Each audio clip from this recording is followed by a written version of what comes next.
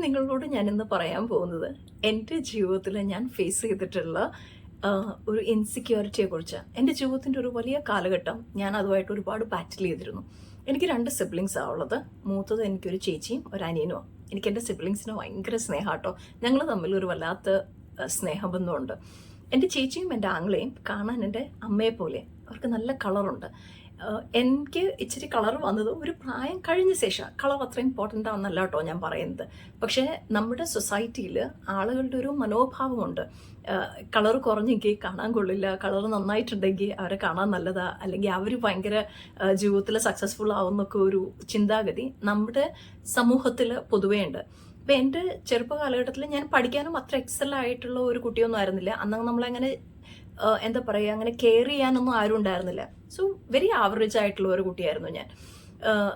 എന്നോട് സ്ഥിരമായിട്ട് എൻ്റെ വേണ്ടപ്പെട്ടവർ തന്നെ സ്ഥിരമായിട്ട് പറയായിരുന്നു, നിന്നെ കാണാൻ കൊള്ളില്ല, നീ എന്ത് ചെയ്യും, നീ ഈ ജീവിതത്തിൽ എവിടെ എത്തില്ല. പിന്നെ ഈ ഒരു കമ്പാരിസൺ എന്ന് പറയുന്നത് എൻ്റെ ജീവിതത്തിൽ കോൺസ്റ്റൻ്റ് ആയിട്ടുണ്ടായിരുന്നു. ഈ ഒരു ചിന്ത എൻ്റെ ജീവിതത്തിൽ എന്നെ വല്ലാതെ ഡോമിനേറ്റ് ചെയ്തിരുന്നു. കാരണം എന്നെ കാണാൻ കൊള്ളില്ല എന്നും I need to prove myself എന്ന് ജീവിതത്തിൻ്റെ ഒരു വലിയ കാലഘട്ടം വരെ ഞാൻ വിശ്വസിച്ചിരുന്നു എന്നുള്ളതാണ്.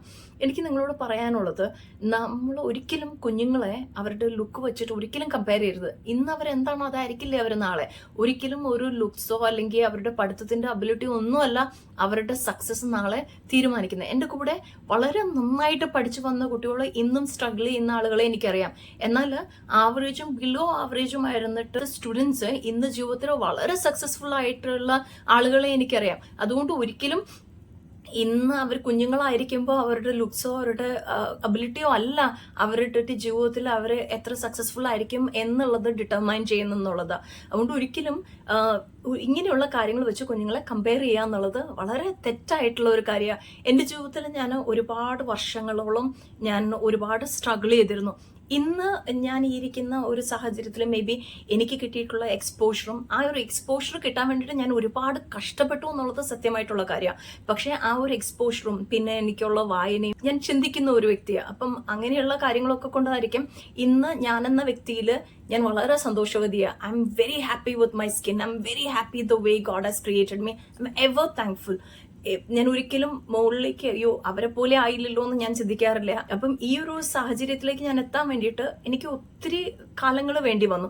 അപ്പൊ എനിക്ക് നിങ്ങളോട് പറയാനുള്ളത്, ഒരിക്കലും ഒരു മനുഷ്യന്റെ ലുക്ക് വെച്ചിട്ടോ അല്ലെങ്കിൽ ആ കഴിവുകൾ വെച്ചിട്ടോ ഒന്നും താഴ്ത്തി കാണാതിരിക്കുക.